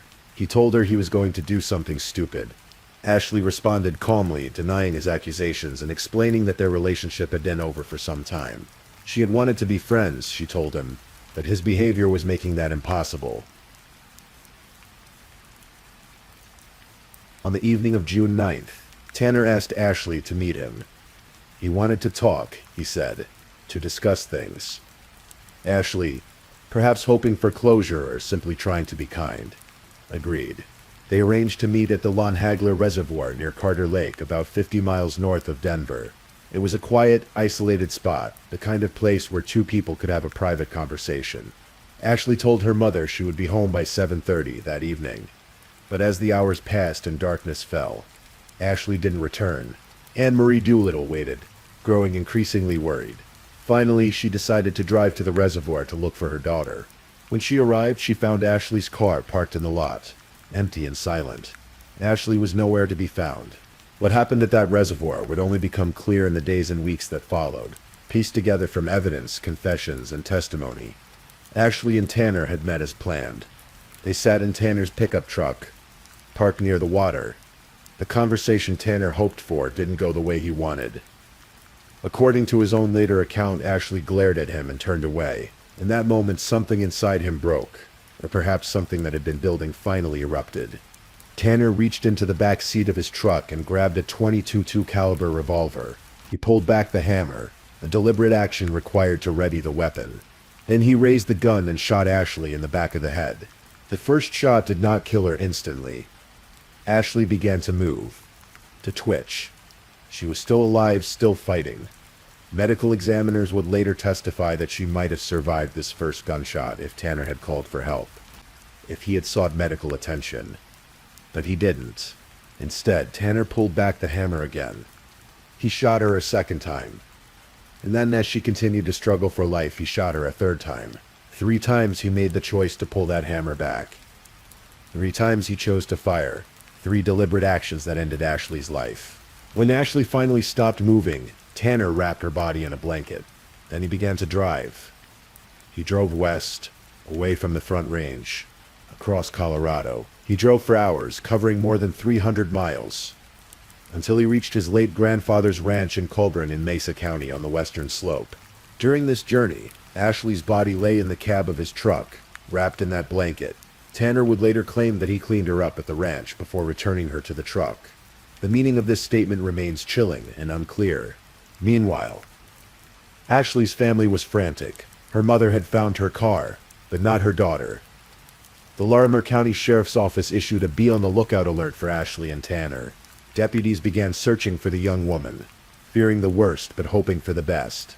On June 10th, 2016, deputies in Mesa County located Tanner at his grandfather's ranch. When they approached his truck, they made a devastating discovery. Ashley's body was there in the cab, still wrapped in the blanket. Tanner was taken into custody. In the hours that followed, investigators interviewed him, recording the conversation on video. At first, Tanner told a story designed to absolve himself. He claimed that Ashley had grabbed the gun and pointed it at herself, that it had gone off accidentally while he tried to wrestle it away from her, that he had only shot her the second time to end her suffering. But investigators challenged this account. It didn't make sense. Someone familiar with guns wouldn't handle a weapon that way. The physical evidence didn't support his story. Within minutes, Tanner's story began to change. Eventually, he admitted what had actually happened. He described how the conversation hadn't gone as he'd planned, how Ashley had turned away from him, how he'd grabbed the gun and shot her. She started twitching and freaking out, so I shot her again, he said. I thought it would be an instant thing. This phrase, "I thought it would be an instant thing," reveals the terrible naivety and selfishness of the act. He had expected killing someone to be quick and clean, like in movies. He hadn't anticipated the brutal reality that Ashley would suffer, would fight for life, would force him to confront the horror of what he was doing. The news of Ashley's death sent shockwaves through Berthold and the wider Colorado community. 700 people attended her funeral at St. John the Evangelist Catholic Parish in Loveland. The service was standing room only. Friends, family, 4-H members, FFA participants, and members of the rodeo community came together to mourn a life cut impossibly short. Ashley's casket was carried by her brothers, Michael Doolittle and Brandon Kratokaville. People wore pins showing Ashley in her rodeo outfit, her smile bright and full of promise. The priest, Reverend Steve Adams, spoke about the difficulty of processing such a senseless, violent death. He acknowledged the questions that many were asking. Where was God when this happened? How do we make sense of this? The following July, Ashley was posthumously crowned as the 2017 Boulder County Fair and Rodeo Queen. It was a bittersweet honor, recognition of what she would have been, what she should have become. In the months after Ashley's death, her mother Anne Marie channeled her grief into action. In March 2017, she founded the Ashley Doolittle Foundation. The mission was twofold: to preserve Ashley's legacy and to raise awareness about teen dating violence. The statistics Anne Marie uncovered were staggering. 1 in 3 U.S. teens between ages 14 and 20 have been victims of dating violence. Young women in Ashley's age group face 3 times greater risk than any other demographic. Annually, 1.5 million high school students nationwide experience physical abuse from a dating partner. Each year, approximately 1,200 deaths occur due to relationship violence, more than 3 per day. The foundation works to educate young people about the warning signs of unhealthy relationships: extreme jealousy, controlling behavior, constant monitoring of phones or email, isolation from friends and family, mood swings, explosive temper, and possessiveness. These are red flags that too often go unrecognized or ignored. The community rallied around the Doolittle family and the foundation. Horse trainer Brian Sprague, who had never met Ashley, organized a memorial horse show that eventually grew into a 2-day rodeo event. The ranching community contributed time, money, and resources to keep Ashley's memory alive and to support the foundation's mission. As for Tanner Flores, he was charged with first-degree murder, felony murder, and second-degree kidnapping. His defense attorney entered a not guilty plea and requested a mental health evaluation.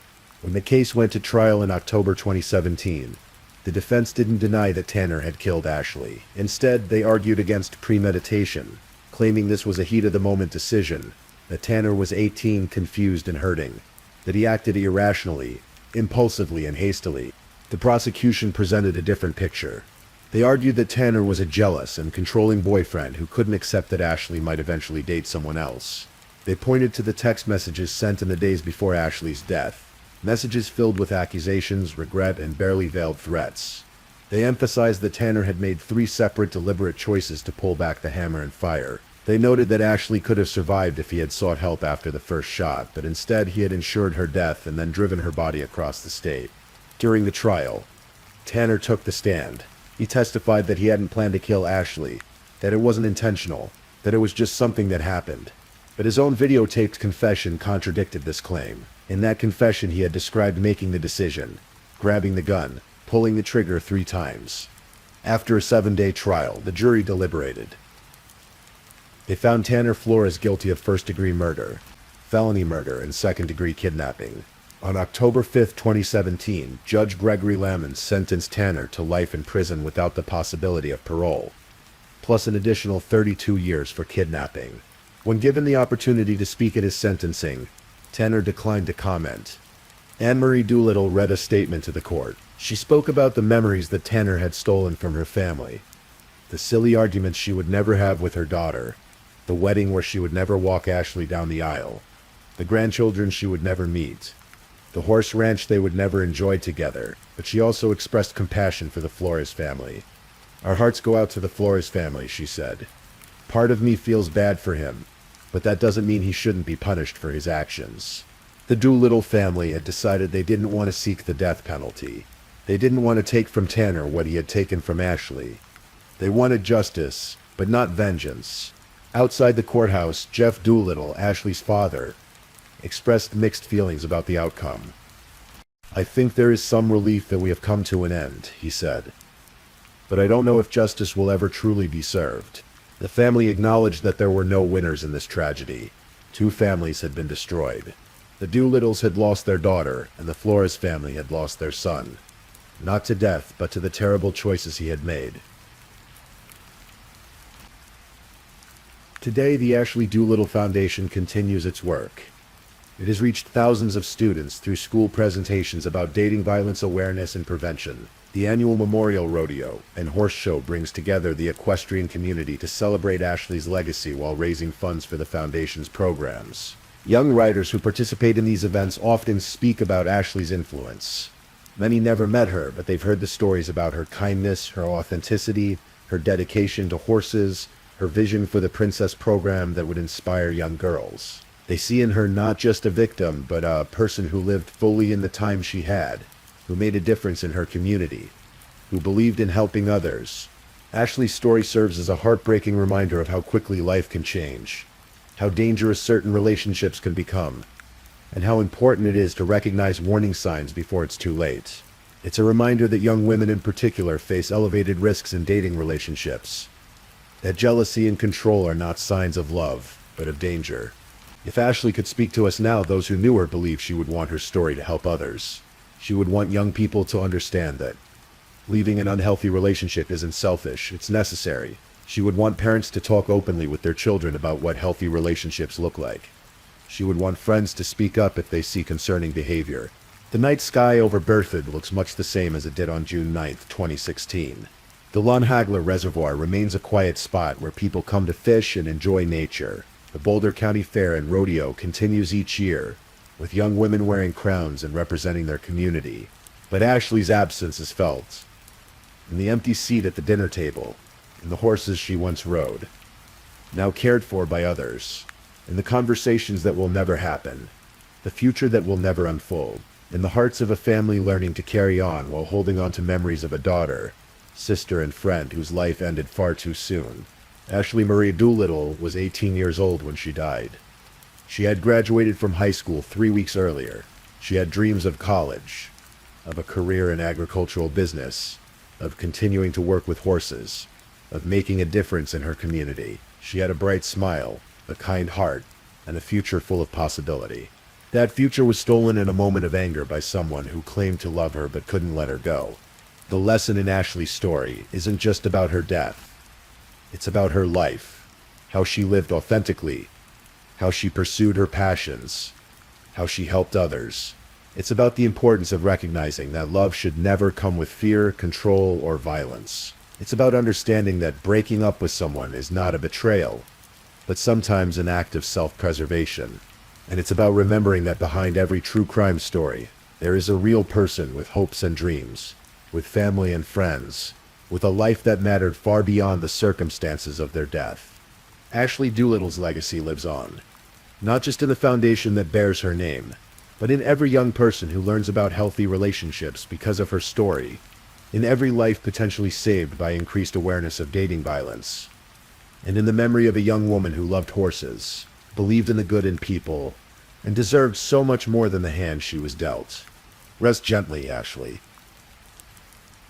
Thank you for listening to tonight's true crime story. Rest peacefully knowing that another story awaits you next time, ready to accompany you on another journey toward restorative sleep. But if you're still awake, don't forget to like and subscribe so you don't miss our next true crime stories. And until next time, stay safe and take care. Good night.